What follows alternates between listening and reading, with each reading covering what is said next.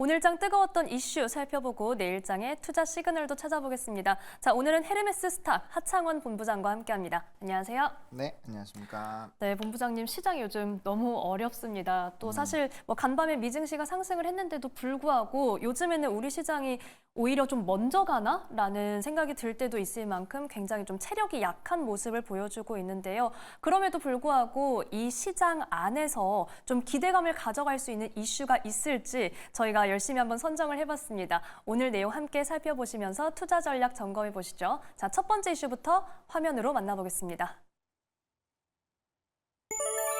네, 첫 번째 이슈입니다. 바이오 드론 배터리 다 막아 중국 겨냥법에 반사이익 받나입니다.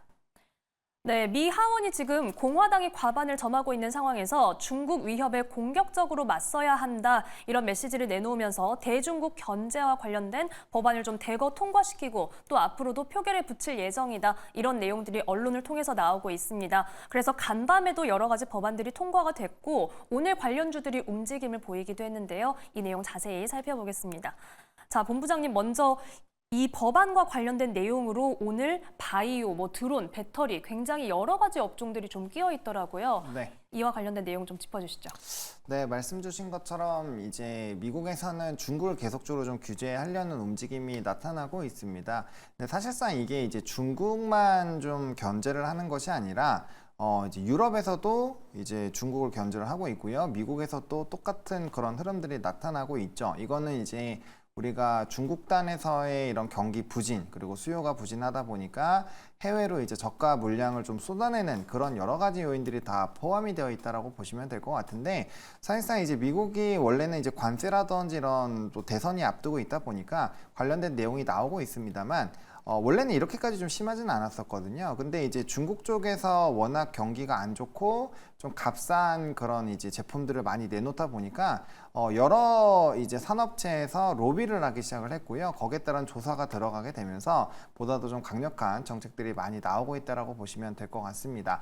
그리고 이제 사실 이 부분을 명확하게 이해를 하기 위해서는 최근에 이제 금 가격이 왜 변동이 나왔는지 그리고 지속적으로 중국의 지역들이 이제 기축통화를 좀 뺏어오려는 그런 움직임들이 있거든요. 그래서 미국 같은 경우는 그 이제 기축통화를 지키기 위해서라도 상당히 좀 노력을 할 수밖에 없는 상황이고 지면신문 읽으신 분들은 아마 아시겠지만 이틀 전부터 아마 그런 내용들이 꽤 나왔어요. 트럼프 이제 후보가 미국의 달러를 이제 활용하지 않은 쪽은 관세를 100%를 다 매기겠다 이렇게 얘기를 했거든요. 그러니까 그만큼 이제 달러를 뭔가 위협하려는 어떤 움직임이 생긴다라고 한다면 이거를 이제 보호무역주의로 확실하게 좀 제거를 하겠다라는 방향으로 보시는 게 맞을 것 같습니다. 그래서 앞으로도 해당과 연관되어 있는 산업군들 지금 나와 있는 것뿐만 아니라 사실 대다수를 좀 하지 않을까라고 생각을 하고 있는 상황이고요.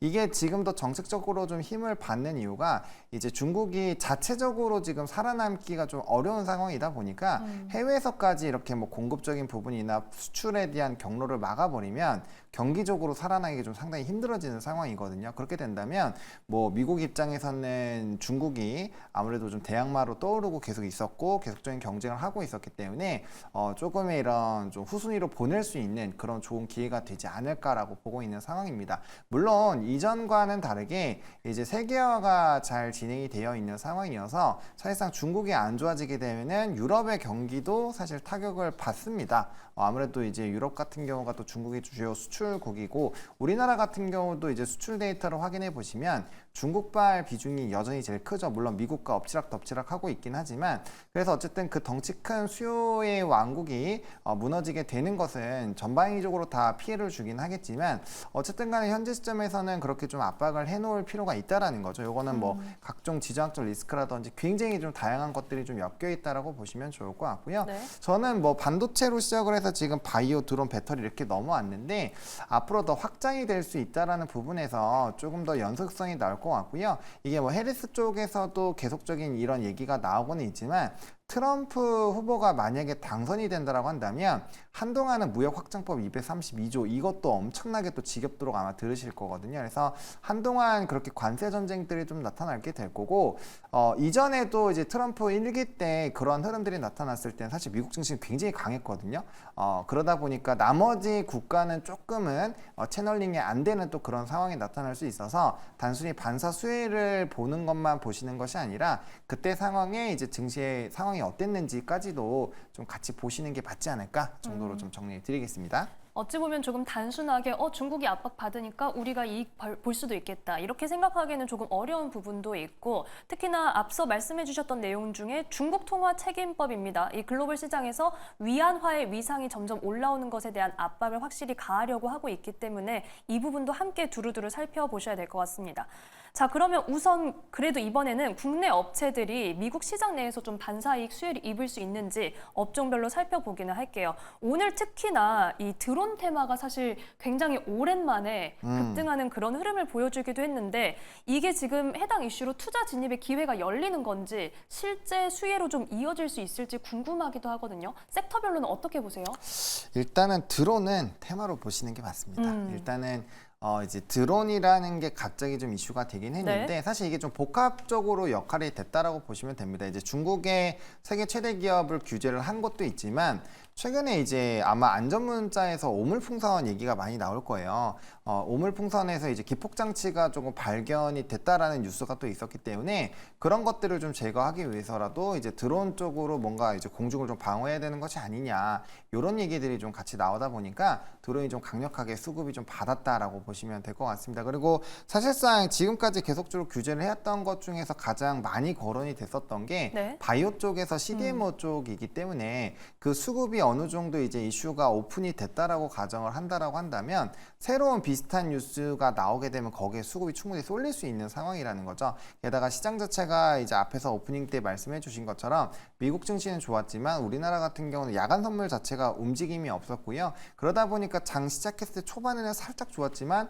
바로 좀 꼬꾸라지는 흐름들이 나타났다라는 거죠. 그러다 보니까 좀 테마성 쪽으로 수급이 많이 쏠리게 됐다라고 보시면 좋을 것 같고 어쨌든 우리가 지금 오늘 체크를 해야 되는 세 가지 부분 중에서 드론은 가장 테마성이 좀 짙다라고 보시면 될 것 같고요.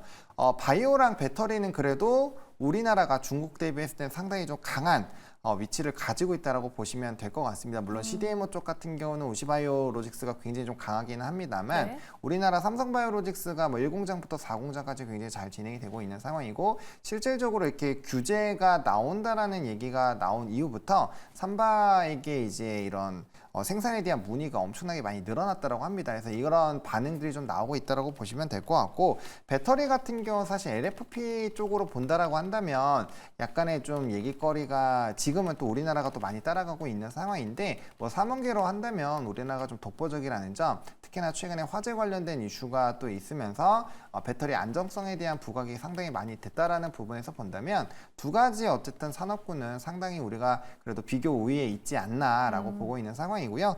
드론은 안 됩니다. 드론은 사실상 저희가 이제 들어와서 거의 판매하는 그런 부분으로 좀 진행을 하고 있기 때문에 우리나라가 확실하게 강한 부분에선 강하지만 뭐 모든 부분에서 다 강할 수는 없기 때문에 드론은 그래서 좀 테마성으로 보시는 게 맞다라고 거듭 강조드리겠습니다. 네, 드론에 대해서 오늘 급등이 나왔기 때문에 지금 시장이 너무 어렵다 보니까 이쪽인가 하시는 분들 분명 계실 텐데요. 정말 테마성 움직임일 것이다 라고 말씀을 해주셨고 그 외에 비교 우위에 있는 부분 바이오와 배터리 산업에 대해서 말씀을 해주셨습니다. 한편 이렇게 미국의 대중국 견제가 강해지면 중국도 가만히 있지 않는단 말이죠. 항상 이런 상황이 반복될 때마다 자원 무기화를 해서 좀 보복하는 모습을 보여줬는데 그러면 또 우리 시장도 이런 자원, 특히 뭐 히토류 관련해서 좀 압박을 받지 않습니까? 네, 맞습니다. 사실 이제 요소수도 압박 요인으로 나왔었는데 네. 이건 우리나라가 하도 많이 당하다 보니까 이제 베트남 맞아요. 쪽으로 많이 옮겼습니다. 그래서 이제 공급에 대한 비중이 중국이 거의 한 7, 80% 이상 됐었는데 그걸 이제 베트남으로 옮기면서 이렇게 하나하나씩 해결이 되고 있는 상황이고요. 말씀 주신 것처럼 희귀 자원 중에서 히토류로 압박을 가하면 거기에서는 조금 민감하게 반응을 할 수밖에 없는 상황이긴 합니다. 다만 최근에 이제 전 세계적으로 이제 광물에 대한 가격대가 상당히 많이 하향 안정화가 되어 있다라는 것이고 그 얘기는 즉슨 특별한 부분에서의 수요가 뭔가 급격하게 늘어나지 않는다라고 한다면 중국이 이전처럼 강하게 히토류 카드를 꺼내기도 좀 쉽지 않다라는 겁니다. 왜냐면은 뭐 물론 생산에 대한 이런 뭐 전체적인 비중도 상당히 높고 기술력 부분에선 독보적인 지위를 가지고 있는 것도 맞지만 사실상 다른 나라들이 그거를 아예 못하는 것은 아니거든요. 히토류라는 것을 할 수는 있는데 사실 인풋 대비 아웃풋이 너무 안 좋다라는 점, 특히나 이제 환경이 많이 안 좋아진다라는 점에서 안 하고 있을 뿐이지 만약에 이게 또 장기적으로 압박을 가한다라고 가정을 한다면 다른 나라들도 이제 시작을 하면 그뿐이거든요. 물론 거기에 따른 환경이라든지 비용 부분 많이 늘어나긴 하겠지만 그렇게 된다면 중국이 가질 수 있는 카드 자체가 완전히 소멸이 되는 것이기 때문에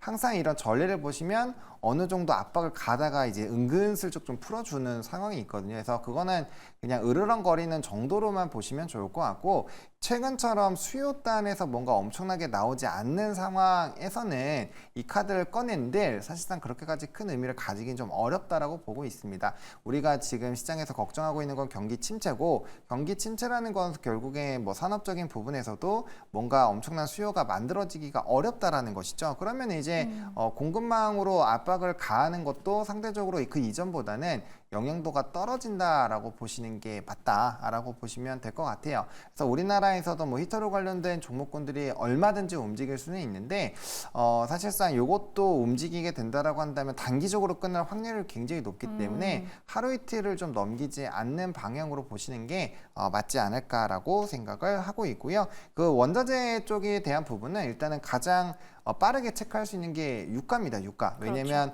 사실 대부분의 우리 눈에 보이는 제품들 안에는 석유화학, 이제 나프타부터 시작해서 이 온도에 따라서 나눠진 걸로 인해서 다 만들어지는 거기 때문에 옷도 이거 석유로 만드는 거거든요. 그래서 그런 것들을 다 생각을 해보신다면 어쨌든 WTI가 좀 가격하게 올라가지 않는 한 이 원자재 쪽으로 압박을 가하기엔 좀 쉽지 않은 상황이다라고 보시면 될 것 같습니다.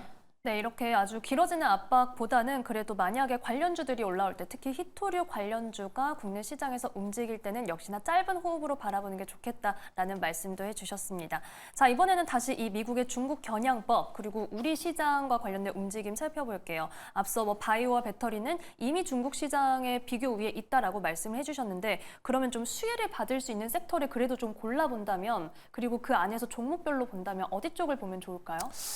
사실 이제 뭐 실질적으로 실적에 좀 연관이 될 수 있는 쪽으로 보시는 게 맞을 것 같아요. 제가 드론 같은 경우도 물론 이제 규제를 하게 된다면 우리나라 거를 사용을 할 수도 있죠. 근데 그게 과연 어느 정도로 확대가 될 것인지에 대해서는 좀 물음표가 생기거든요. 뭐 대표적으로 우리나라에서 뭐 오늘 올라왔던 제시언 시스템 같은 종목 같은 경우도 이제 유통을 하는 업체지 얘네가 뭐 개발하고 하는 건 아니거든요. 그러다 보니까 실질적으로 좀 수혜를 받을 수 있는 쪽은 저는 뭐 일단 대표적으로 바이오이지 않을까. 너무 뻔한 얘기지만 결국에는 이제 삼성바이오로직스가 60만 원대 후반대부터 100만 원 황제주로 다시 올라오게 된 계기도 실질적으로 이제 오시바이오로직스가 쉬게 됐을 때 그 CDMO 쪽에 대한 수주가 삼성바이오로직스로 좀 넘어오지 않을까라는 부분이었고 실질적으로 글로벌 피어 그룹들이 전부 다 이제 실적적인 부분에서 하락세를 보일 때 삼성바이오로직스는 유일하게 좀 상승을 하고 있었던 상황이거든요. 게다가 이제 1공장에서 4공장까지 거의 풀캐파로 돌아가고 있는 상황이고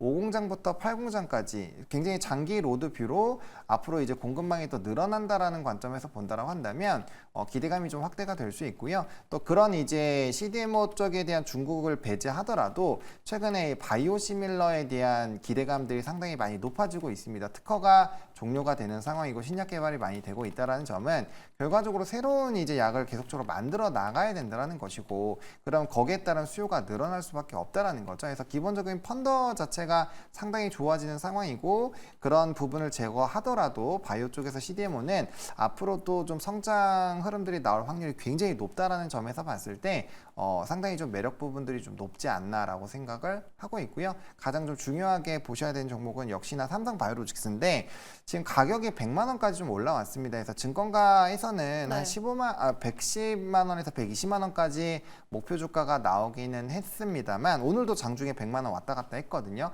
그러면 이제 생각을 하실 때 60만 원대 후반부터 100만 원까지 올라왔고 100만 원부터 이제 120만 원까지 가는 걸로 보면은 상승폭도 좁고 그다음에 이제 아마 대부분의 분들이 나와서 3반은 괜찮기는 한데 현재 가격대가 그렇게 매력적이지는 않습니다. 이 얘기를 아마 많이 할 거예요. 그러다 보니까 이제 좀 시기적인 부분에서는 조금 볼 필요가 있지 않을까라고 생각을 하고 있습니다. 그래서 뭐 장기적인 뷰로 보신다라고 한다면 현재부터도 계속 모아가시는 거 좀 나쁘지 않다라고 생각을 하는데 장기 뷰 그렇게 좋아하시지는 않으시잖아요. 그러다 보니까 지금 시점에서는 확실하게 100만 원을 뚫어서 이평선들을 좀 뚫어서 자리를 잡아 나가는 그런 모습이 보이거나 아니면은 조금 더 확실하게 눌렸다가 다시 올라가는 그런 부분을 노리시는 게 조금 더 타이밍상으로 맞지 않을까 정도로 좀 정리 드리겠습니다.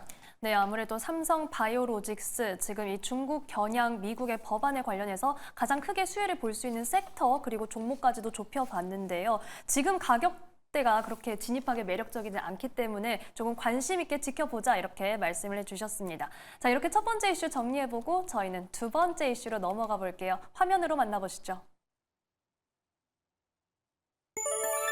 네, 두 번째 이슈입니다. 비트코인 상승 재시동 건화 관련주도 가자입니다.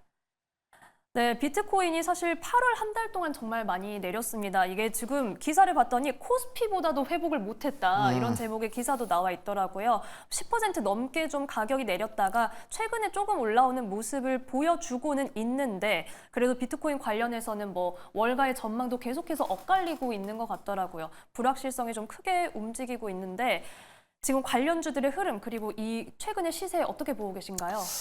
일단 최근의 시세는 그렇게 좋지는 않습니다. 왜냐면 이제 비트코인이 가끔씩 이제 기술주와 굉장히 좀 채널링이 잘 되는 경우가 있는데 네. 그럴 때가 이제 경기 침체에 관련된 우려가 있을 때 혹은 이제 금리와 연관된 이벤트가 있을 때는 좀 같이 연관성이 많이 되어 있다라고 보시면 될 것 같습니다. 그래서 뭐 최근에 이제 기술주들이 상당히 좋을 때 비트코인의 반등이 나오고 있는 상황이고요.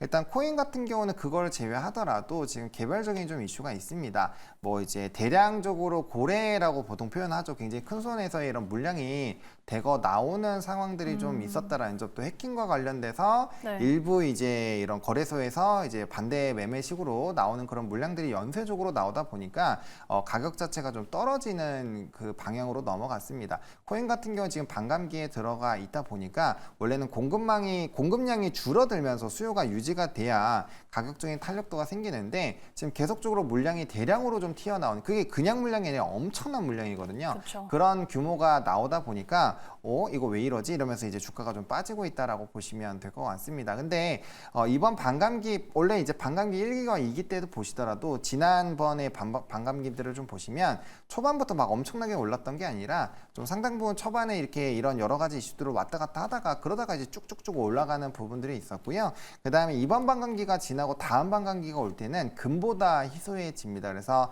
발행량 자체가 제한되어 있는 상황에서 지금 90% 이상이 채굴이 된 상황이죠.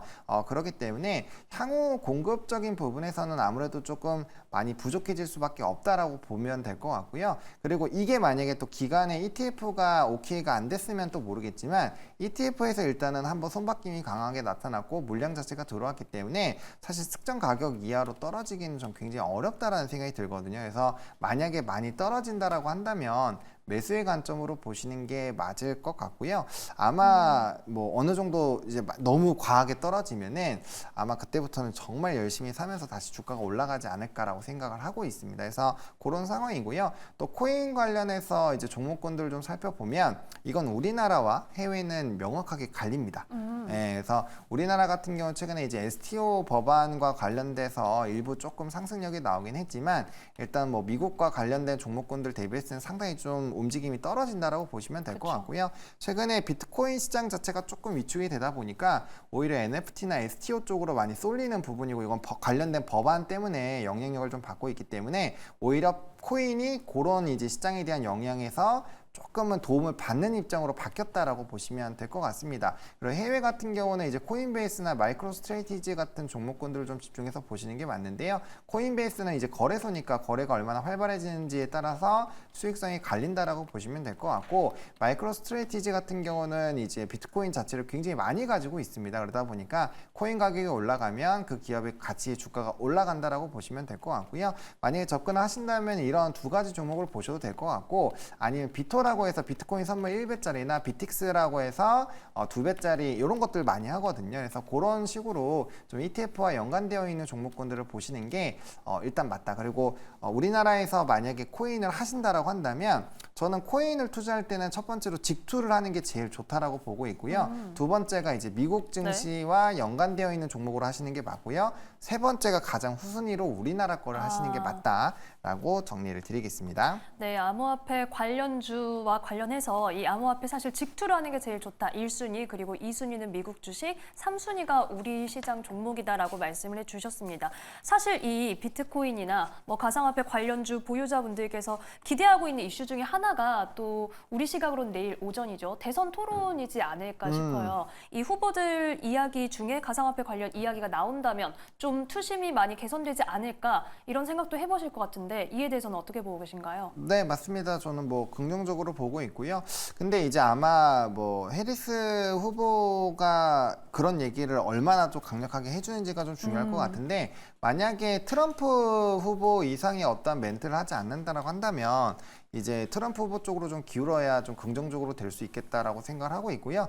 이전에 이제 바이낸스 관련된 부분에서 물량이 엄청나게 튀어나올 때 트럼프 후보가 이제 전 대통령이 그 코인에 대한 굉장히 긍정적인 정책들을 얘기를 하면서 주가가 이 가격대가 거의 지금 수준까지 빠졌다가 1억까지 정말 순식간에 올라가 버렸거든요. 그래서 그런 정책적인 뭔가 엄청난 강력한 트리거를 끌어내주는 그런 얘기들이 나오지 않는다라고 한다면 어쨌든 후보 입장에서는 이제 트럼프 쪽으로 쏠리는 게 코인 시장에게는 조금 유리할 수 있겠다라고 보시는 게 맞을 것 같습니다.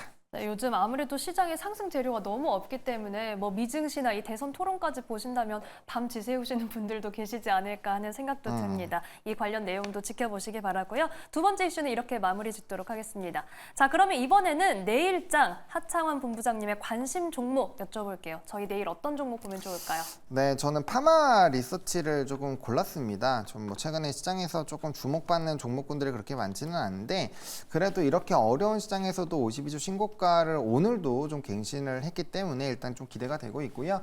CBC에서 이제 3자 배정 유상증자를 받았죠. 그러다 보니까 해외에 대한 진출 모멘텀이 상당히 좀 가팔라졌다라고 보시면 될 것 같고, 원래 이제 이 회사에서 해외에 대한 이런 수출이 확대가 되는 거 한 5년 정도를 잡았는데, 요 이제 CBC 쪽이 워낙 많은 이제 포트폴리오를 가지고 있다 보니까 이런 유통망에 대한 플러스 알파 요인들이 강하게 작용이 될 것이고, 이게 2년 이내로 좀 줄어들 것으로 예상을 하고 있는 상황이거든요.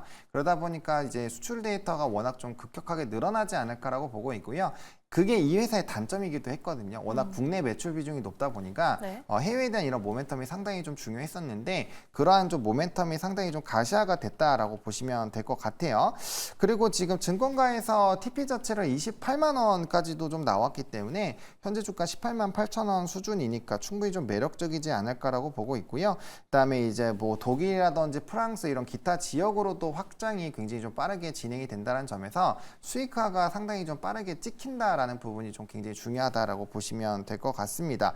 그리고 멕시코라든지 대만 등 지금 지역이 굉장히 많이 다변화가 되고 있다라는 것이 굉장히 좀 중요하다라고 말씀을 좀 드리겠고요. 충분히 좀 모멘텀을 가질 수 있고, 또 3자 배정이라는 것이 유상증자 안에서는 그래도 이제 지분을 취득하는 거기 때문에 상당히 좀 긍정적으로 평가를 받거든요. 그래서 모멘텀 자체는 좀 확실하기 때문에 시장의 분위기가 조금만 더 좋아진다라고 한다면 뭐 이런 가격적인 탄력도는 훨씬 더 좀 강해질 수 있다라는 부분에서 기대감을 좀 확대할 수 있겠다라고 보시면 될 것 같고요. 가격 전략 같은 경우는 지금 이제 이전 직전 고점을 최근 한 2, 3거래일 동안 계속적으로 돌파를 하고 있는 상황입니다. 워낙 좀 매물대가 일부 있다 보니까 약간의 윗꼬리가 달리고 시장의 분위기에 좀 타고 있는 상황이지만 뭐 충분히 우상향 가능할 거라고 보고 있고요. 그래서 목표가는 저는 24만 원 1차로 보고 있는 상황이고, 손절 라인 라인은 16만 5천 원입니다. 아무리 긍정적이어도 이제 급등을 만들면서 상승 랠리를 만들었었던 그 초반 부분, 그리고 최근에 조정이 나오더라도 해당 가격 부분에서는 반드시 좀 지지 반등이 나왔거든요. 그렇기 때문에 이 부분이 깨지게 된다라고 한다면 잠시 좀 비중을 줄여주셨다가 다시 아랫라인 부분에서 재매수하신다라는 관점으로 해당 종목을 좀 봐주시면 좋을 것 같습니다. 네, 이달 들어서 증권가에서 목표가 상향 리포트가 많이 나온 파마 리서치입니다. 가격 전략 확인해 보시기 바랍니다. 자, 오늘 말씀 여기까지 듣겠습니다. 지금까지 헤르메스 스타 하창원 본부장과 함께했습니다. 고맙습니다. 감사합니다.